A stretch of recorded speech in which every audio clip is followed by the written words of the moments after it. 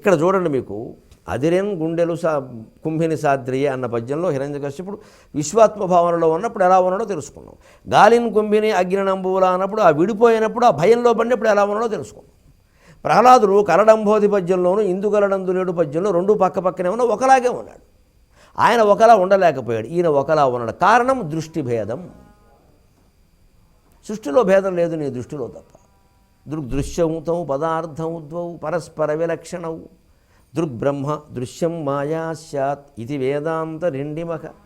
దృక్కు దృశ్యమని రెండు ఉన్నాయే. దృక్ అంటే చూపు, దృశ్యము అంటే కనబడే విషయం. సరే, ద్రష్ట చూసేవాడు, అది అలాంటి పెట్టిన రెండు చెప్పారు ఆయన అక్కడ. దృక్కు దృశ్యం. చూపు ఉంది, ఎదురుగా ఓ వస్తువు కనపడుతుంది, దృశ్యం. పరస్పర విలక్షణం. చూపు వేరు, దృశ్యం వేరు అని నువ్వు అనుకుంటున్నావు కదా, అలాగే అనుకో, పర్వాలేదు. దృగ్బ్రహ్మ దృశ్యం మాయా స్యాత్. ఎప్పుడూ కనపడుతున్న దృశ్యం మాయే, చూపే శాశ్వతం. ఎందుకని? అద్దం ఎదురుగా నిలబడ్డాం, ప్రతిబింబం కనపడుతుంది. దృక్ దృశ్యం. కానీ దృగ్బ్రహ్మ దృశ్యం మాయ. ఈ దృక్కును తప్పుకోమన్న పక్కకి మనిషిని ఇంకెక్కడది? ఈయనున్నాడు, ఎదురుగా ప్రతిబింబం లేదు, ఈయనున్నాడు, ఎందుకంటే అర్థం లేదు. కాబట్టి మాయ ఉండబట్టి, కళ్ళకు కమ్మేసిన మనస్సుకు కమ్మేసిన మాయ ఉండబట్టి ప్రపంచం కనపడుతుంది. ఆ మాయ తొలగిపోతే ప్రపంచం కనపడదు. ఆ మాయ తొలగిపోవడమే జ్ఞాననేత్రం తెరుచుకోవడం. అందుకే శివుడు మూడో కన్ను తెరుచుకుంటే ప్రపంచం భస్మమవుతుంది అంటే అర్థం, జ్ఞాననేత్రం తెలుసుకున్న వాడికి ఈ ప్రపంచం లేదని అర్థమవుతుంది. అంతేగాని ఏదో పొగలు షగలు వస్తే కాలిపోతుంది, తర్వాత ప్రభుత్వం నష్టపరిహారం ఇస్తారని కాదు. తర్వాత ఫైర్ ఇంజన్లు వస్తాయి. నన్ను ఎక్కడో అవధానం చేస్తుంటే అడిగారు, చిత్రమైన ప్రశ్న, చిత్రమైన సమాధానం అప్రస్తుత ప్రసంగంలో. ఏమంటే లంకాదహనం అయిపోతుంటే ఫైర్ ఇంజన్ రాలేదా అన్నాడు. మరి రావద్దా? రావణాసుడు రాజ్యంలో ఫైర్ ఇంజన్ లేవా?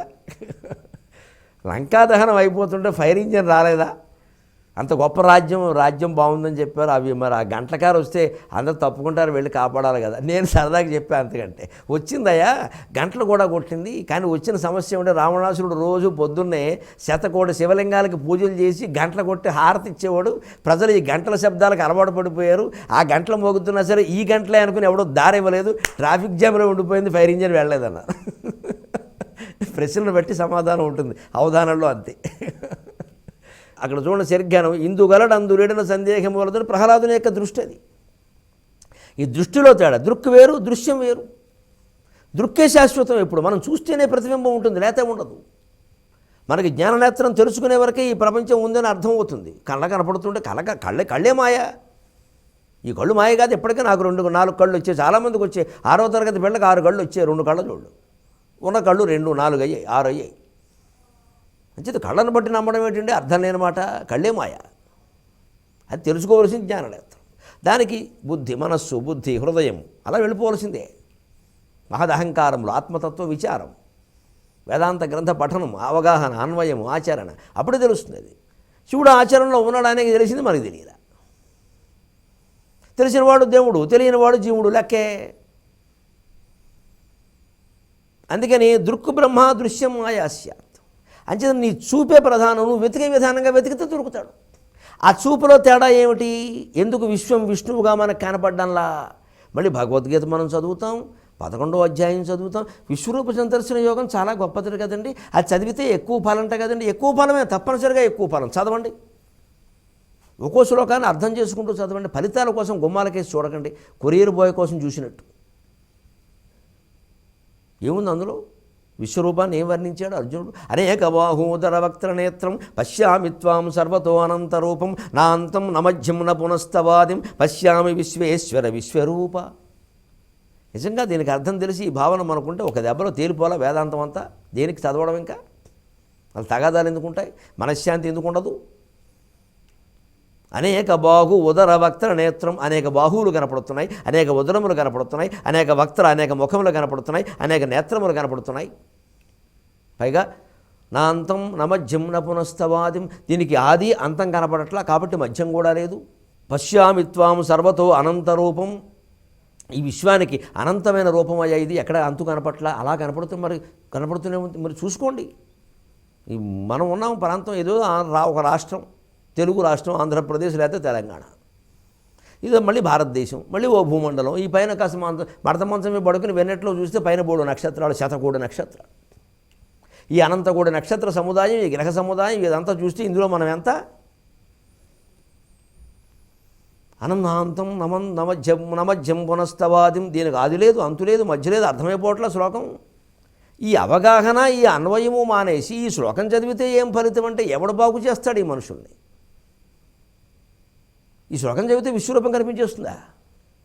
క్యాలెండర్ ఇంట్లో పెట్టుకుంటే సరిపోయిందా? క్యాలెండర్లో కూడా 20 ముఖాలు ఉంటాయి, 10 ముఖాలు, 20 చేతులు లెక్క 10 × 2. విష్ణుమూర్తికి 10 ముఖాలు వేస్తారు, ఇటు 5 అటు 5, ఇప్పుడు మహా అయితే 20, ఓ 20 చేతులు వేస్తారు. ఇంకేందుకు క్యాలెండర్ అంతకంటే పట్టదు. కానీ విశ్వం చాలా ఉంది. అనేక బాహు ఉదర వక్తల నేత్రం పశ్యామిత్వం సర్వతః అనంతరూపం. నా అంతం నా మధ్యం నా పునస్తవ ఆదిం. ఆది అంతము లేనప్పుడు మధ్యం ఉండదు కదండి. ఏదో ఒక దారం తాడు తీసుకున్నామో, ఈ కొస పట్టుకున్నాం, ఈ కొస పట్టుకున్నాం, ఇది ఆది ఇది అంతం. కాబట్టి దాన్ని మధ్యలోకి ఇలా పెడితే మధ్య వచ్చింది. ఆది అంతం లేకుండా గుండ్రంగా ఉంటే మధ్య ఎందుకు ఉంటుంది? అందుకే వృత్తాకారం భగవంతుడు. విశ్వచైతన్యం వృత్తాకారం. పూర్ణమిదం పూర్ణమదః పూర్ణాత్ పూర్ణముదచ్యతే పూర్ణస్య పూర్ణమాదాయ పూర్ణమేవ అవశిష్యతే. పూర్ణం 0 కనిపెట్టే వరకు, లెక్కల్లో దశాంశ స్థానాలు తెలిసే వరకు లెక్కలు తెగలేదండి. ఆ పూర్ణం కనిపెట్టిన వాళ్ళు భారతీయులండి. కారణం భారతీయ వేదాంతం అండి. కారణం భారతీయ వేదాంతం. ఆ వేదాంతానికి గణితానికి చాలా సంబంధం ఉంది. మన ఆయుర్వేదానికి వేదాంతానికి సంబంధం ఉంది. మన వ్యాకరణానికి వేదాంతానికి సంబంధం ఉంది. ప్రతి భారతదేశంలో పుట్టిన ప్రతి ప్రాచీన శాస్త్రం వేదాంతమే లక్ష్యంగా నడిచింది. అంచేత వేదాంత శాస్త్రం ముందు అన్నీ తక్కువే. తర్కం వేదాంతం రెండూ కలిపిన నా జాతికి ఎన్ని పాదాభివందనాలు చేస్తే సరిపోతుందండి. తర్కం ఏమిటి, వేదాంతం ఏమిటి? దేవుడు తర్కానికి అందరంటారా? దేవుడు చెప్పేది వేదాంతమా? తర్కం నేర్పి వేదాంతం నేర్పివారా? ఈ రెండుటికి మధ్యలో వ్యాకరణం ఒకటే. ఈ కారణంగానే ఏమిటి మధ్యలో? కానీ ఉండాలి, ఆ వ్యాకరణం ఉండాలి, ఆ వేదాంతం ఉండాలి. ఈ వేదాంతం రావాలంటే వ్యాకరణం ఉండాలి, తర్కం ఉండాలి. అంచేది భాష